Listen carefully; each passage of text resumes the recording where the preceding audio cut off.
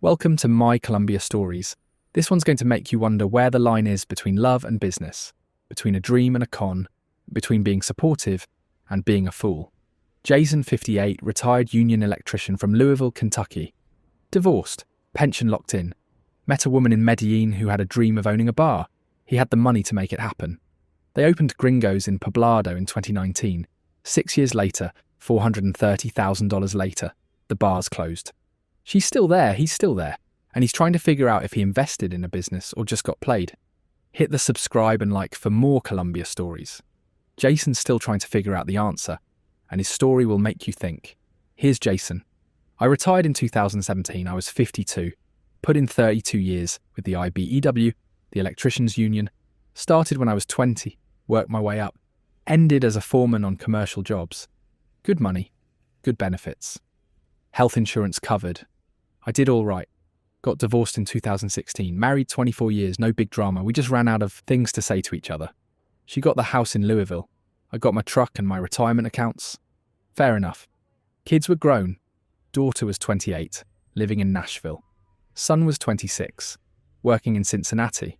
They had their own lives. I bought a little condo in St. Matthews. Paid cash.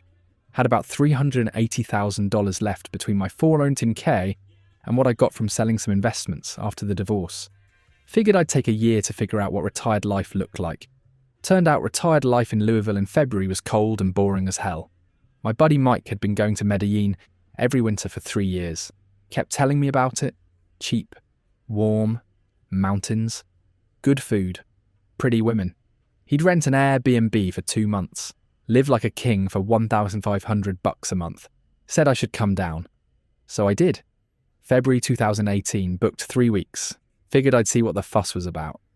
Medellín wasn't what I expected. I thought it'd be dangerous, cartel stuff, but Poblado, where I stayed, was nice. Modern. Clean. Restaurants everywhere.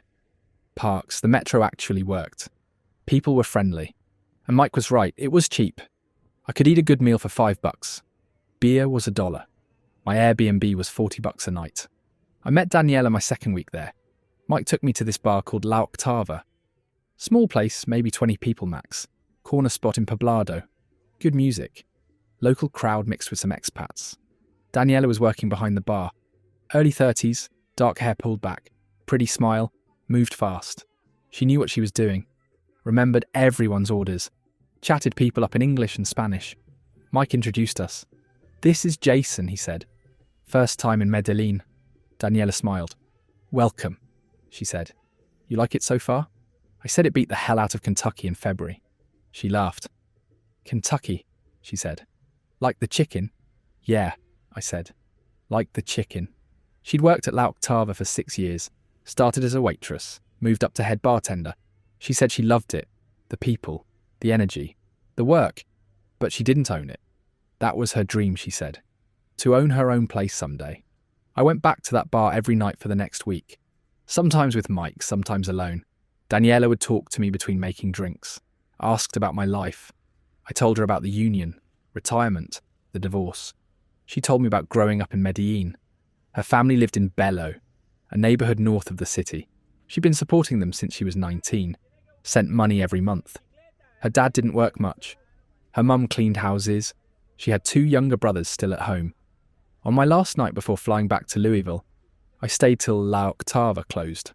Daniela sat with me after. We talked for 2 hours. She asked if I was coming back.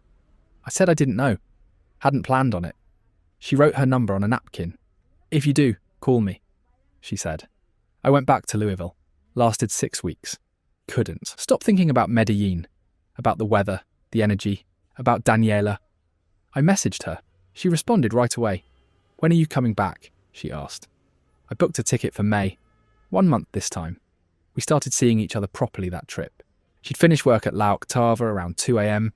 We'd go get food, walk around Poblado. She showed me parts of the city I hadn't seen. Took me to her family's place in Bello on Sunday. Her parents fed me sancocho and treated me like I was somebody important. Her brothers asked about America. Her mum held my hand and said something in Spanish. Daniela translated. She says you have a good face. An honest face. By the end of that month we were together. I went back to Louisville in June. She called me every day, video calls, She'd show me the bar, I'd show her my boring condo. I missed her. She said she missed me too. I came back in August for 2 months.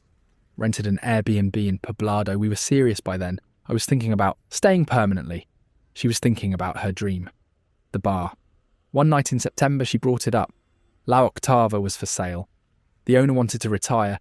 He was asking 400 million pesos. About $105,000 at the time. It was a good location. Established clientele, it made money. She said if she had a partner, someone who believed in her, she could make it even better. She had the experience. She knew the business. She just didn't have the capital. I asked how much she could put in. She said maybe 20 million pesos, about $5,000. Her savings from 6 years of work. It wasn't much, but it was everything she had. I thought about it for a week.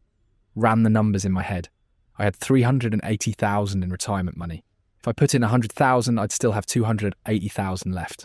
Plus my pension. That was plenty. And if the bar worked, it'd be income on top of the pension. We could build something together. It made sense. I told her I'd do it. She cried, hugged me so tight I could barely breathe. I'm going to make you proud, she said. We're going to make this work. We bought La Octava in November 2018, paid $105,000. The lawyer said it was better to put it in both our names. 50-50 ownership. Partnership registered legal. He drew up all the papers. I signed. She signed. We were official business partners. But the place needed work. The owner hadn't updated it in 10 years. The sound system was shot. The furniture was falling apart. The bathroom was a disaster. Daniela said if we wanted to compete with the newer bars opening in Poblado, we needed to renovate. Make it modern. Make it a place people wanted to come back to. She got quotes. 80 million pesos to renovate. New bar top, new furniture, new sound system, paint, lighting, bathrooms redone. It sounded reasonable. I wired the money. We reopened in January 2019. Changed the name to GRINGO'S. Daniela's idea. Said it'd attract more expats and tourists. It looked completely different. Modern, clean. The sound system was incredible. Daniela hired 2 bartenders she trusted from her old jobs. A waitress. A door guy for weekends. I helped where I could. Fixed the electrical when things went wrong. Moved boxes. Played the friendly gringo owner who chatted with customers. The first 3 months were good. Really good. Weekends were packed. Weeknights were steady. We were pulling in maybe 25 million pesos a month in revenue. About $7,000. After paying staff, rent, liquor costs, utilities, we were clearing maybe 8 million pesos profit. Not huge, but respectable. And it was growing. I moved in with Daniela in March. She had an apartment in Laureles, west of Poblado. Nice area. We'd work at the bar together, go home together, talk about the business till we fell asleep. I felt useful, like I was building something, like I had a purpose again.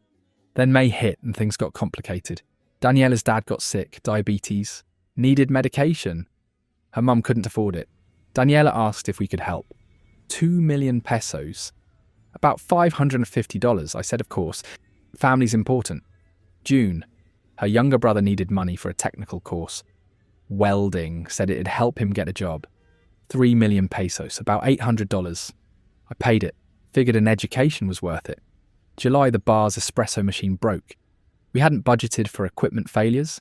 4 million pesos for a new one. Had to be done. Couldn't run a bar without coffee. August, the refrigeration unit died. That one hurt. 8 million pesos. Daniela cried when it happened. Said she felt like we were cursed. I told her it's just bad luck. Stuff breaks, we'll handle it. By September, we'd spent another $17,000 on top of the original investment and renovation. Still had $236,000 in retirement savings. I wasn't worried yet. The bar was still doing okay, we were still pulling in customers. October, Daniela said we needed to do a Halloween event. Big promotion, free shots, drink specials. Live DJ. Said it'd bring in new customers. Cost us 6 million pesos between the DJ, the promotion, the extra staff, and the free booze. The event was packed, but we barely broke even after expenses. November, she wanted to do the same thing for Christmas. I said maybe we should save the money. She said we couldn't afford not to compete. All the other bars were doing events. If we didn't, we'd lose customers. I agreed. Another 7 million pesos. Same result. Packed bar. No profit. By end of 2019, I was into the bar for $155,000. We'd been open almost a year. The bar was surviving but not thriving. I figured 2020 would be better. We had a base of regulars now. Word of mouth was building. Then COVID hit, March 2020. Colombia went into lockdown. Bars closed, all of them. We had no income, zero, but we still had rent, still had utilities, still had inventory we'd already bought. Daniela was panicking, said we needed to pay the rent or we'd lose the lease. 5 million pesos a month. I paid it. What else could I do? Let it all fall apart. April, same thing. Paid the rent. May, paid the rent. June, lockdown lifted a bit, but bars couldn't fully reopen. Limited capacity, curfews, no music allowed. We reopened, but we were making maybe a third of what we used to. By end of 2020, I'd put in another $45,000, just keeping the bar alive during COVID. I was at $200,000 total. Half my retirement savings gone. My pension covered my personal expenses, but the bar was eating everything else. I told Daniela we needed to talk about closing. She begged me not to. Said we'd come this far. Said COVID was temporary. Said once things normalised, we'd be fine. She cried. Said her dream was dying. Said I was the only person who'd ever believed in her. I couldn't say no to that. So we kept going. 2021 was better. Bars fully reopened by mid-year. We had customers again, but Poblado had changed. 10 new bars had opened during COVID. Competition was brutal. Daniela said we needed to renovate again. Update the vibe. Make it fresh. I said we couldn't afford it. She said we couldn't afford not to. She got quotes. 50 million pesos, about $13,000. New furniture again. New lighting. New paint. A small kitchen added so we could serve food. I paid it. Figured we had to stay competitive. The renovation helped. We got some buzz. Food brought in a lunch crowd, but profit margins on food are terrible. After costs, we were barely clearing anything extra. Meanwhile, Daniela's family kept having emergencies. Her dad needed more medication. Her mum needed dental work. Her brother lost his welding job and needed money while he looked for another one. Every month something came up, usually between 1 and 3 million pesos each time. What was I going to say? No, let her dad go without medication. I couldn't do that. She was working 60 hours a week at the bar. Her family had nothing. I had a pension. I was still okay financially, just tighter than I'd planned. By end of 2021, I was at $280,000 into the bar and family help. My retirement savings were down to $100,000. I was living month to month on my pension. Sending money to my kids for birthdays was tight. I hadn't been back to Louisville in 2 years. Couldn't afford the flight. 2022 was rough. One of our bartenders got caught stealing from the register. 5 million pesos over 3 months. We had to fire him and eat the loss.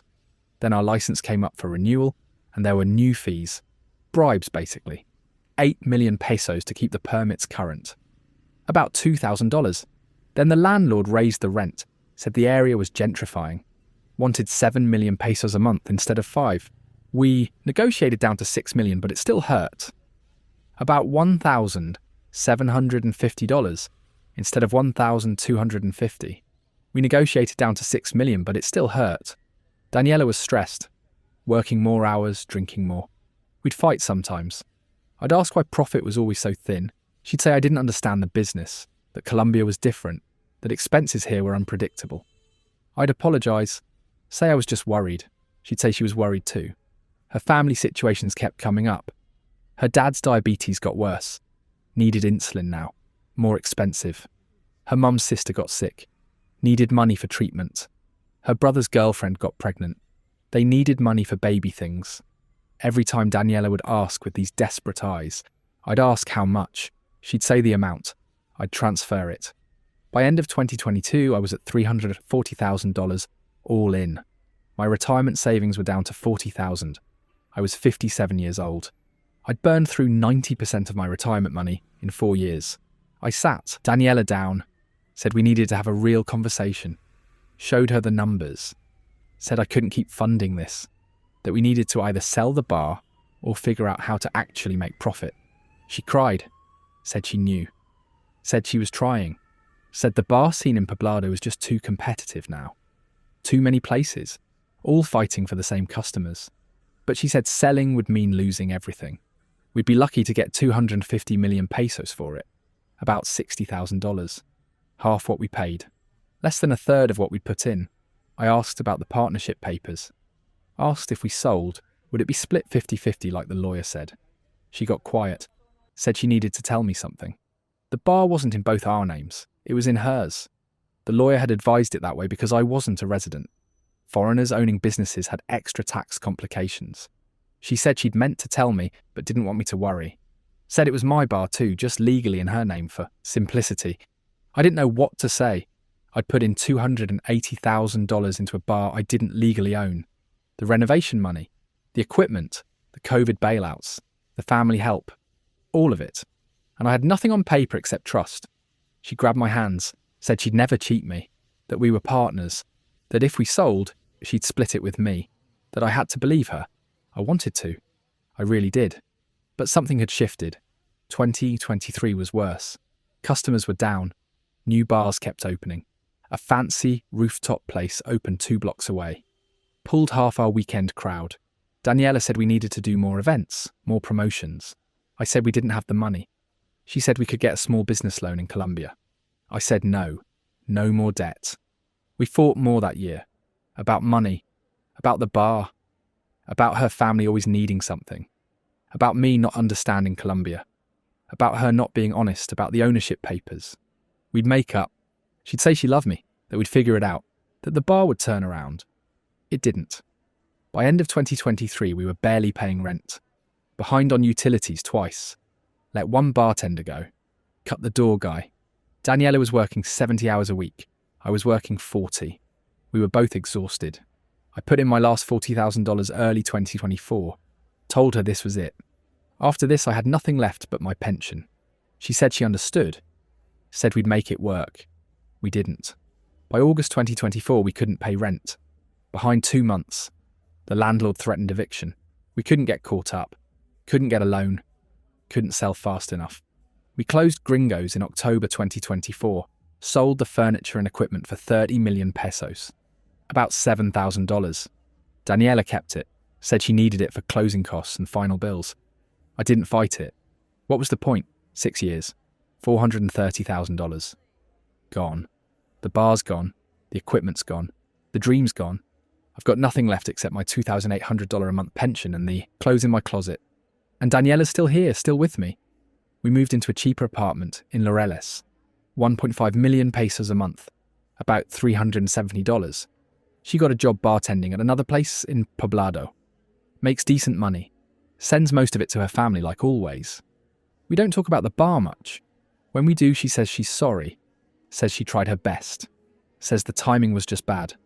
COVID killed us. Too much competition killed us. Bad luck killed us. I don't know if she scammed me. I don't think she set out to. I think she genuinely believed the bar would work. I think she genuinely loves me. But I also think when her family needed money, I was the ATM. When the bar needed money, I was the ATM. When anything needed money, I was the ATM. Was it a con? Or was it just a bad business decision mixed with a culture where family always comes first and a woman who couldn't say no to anyone who needed help? I don't know. Some days I think she played me. Other days I think we just failed together. My kids think I'm an idiot. My daughter flew down last year to see me. Cried when she saw the apartment. Asked why I did this to myself. I didn't have an answer. My son stopped calling much. Said it hurt too much to watch me throw my life away. My buddies back in Louisville don't know the full story. They think I'm living the dream in Colombia. Retired, young girlfriend, bar owner. I don't correct them. I'm 58 years old. I've got $2,800 a month coming in for the rest of my life. That's it. No savings, no assets, no backup plan. If something happens to me, if I get sick, if I need to go back to the States, I'm screwed. But I'm still here. Still with Daniela. Because what else am I going to do? Go back to Louisville and live in a studio apartment and admit to everyone I blew $430,000 on a woman and a dream that didn't work out. I can't, so I stay. I live in a cheap apartment in Medellín, watch Daniela go to work at someone else's bar, and I wonder what the hell happened. Was it love? Was it a business partnership that failed? Was it a long con disguised as both? You tell me, because I've been trying to figure it out for 6 years. And I still don't have an answer. Was GRINGO'S a dream that failed or a con from the start? Jason's still trying to work that out. This is My Colombia Stories. Back soon.